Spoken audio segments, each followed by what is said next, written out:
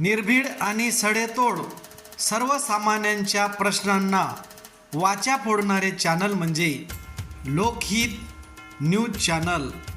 अशा ह्या लोकहित live news चॅनलच्या प्रथम वर्धापनाला हार्दिक शुभेच्छा. शुभेच्छुक भारतीय जनता पार्टीचे उमरखेड महागाव विधानसभेचे माजी आमदार, ज्येष्ठ नेते माननीय उत्तमरावजी इंगळे साहेब, प्रदेशाध्यक्ष अनुसूचित जमाती. मी माजी आमदार उत्तमराव इंगळे, उमरखेड विधानसभा, आदिवासी आघाडी महाराष्ट्र प्रदेश अध्यक्ष.